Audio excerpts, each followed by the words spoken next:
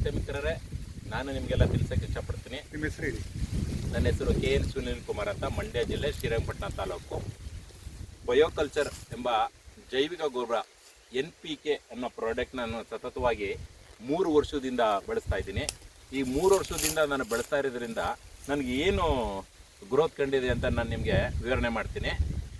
ಈ ಒಂದು ನೀವೇ ನೋಡ್ತಾ ಇರ್ಬೋದು, ಒಂದು ಗುಳಿಲಿ ಎಷ್ಟು ದೃಢವಾಗಿ ಸಂಖ್ಯೆಯಲ್ಲಿವೆ ಅಂದರೆ ಒಂದು 15ರಿಂದ 20 ಮರಿಗಳು ಮತ್ತು ದೊಡ್ಡ ಸಸಿಗಳಿದೆ.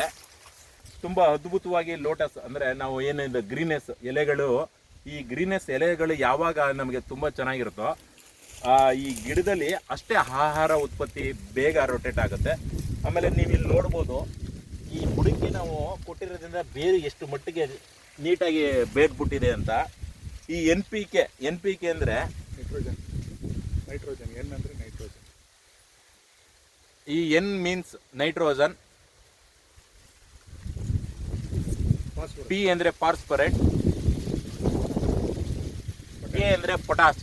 ಇವು ಮೂರನ್ನು ಒಂದೊಂದು ಲೀಟ್ರು ಪ್ರಮಾಣದಲ್ಲಿ ಇದನ್ನ 250 ಲೀಟ್ರಿಗೆ ಒಂದು ಗುಳಿಗೆ 100 ml ರೀತಿ ನಾವು ಬುಡಕ್ಕೆ ಕೊಟ್ಟರೆ, ವರ್ಷಕ್ಕೆ ಒಂದು ಸಲ ಕೊಟ್ಟರೆ ಸಾಕು, ನಮಗೆ ಈ ರೀತಿ ಬೆಳೆ ಬರುತ್ತೆ. ಎಲ್ಲರೂ ಈ ಉಪಯೋಗ ಪಡ್ಕೊಂಡು ಈ NPK ಬಳಸಬೇಕು ಬಯೋಕಲ್ಚರ್ದು ಅಂತ ನಾನು ನಿಮ್ಮಲ್ಲಿ ಕೇಳ್ಕೊತೀನಿ. ಧನ್ಯವಾದಗಳು. ಸಾಕಲ್ಲ ಸರ್? Super sir.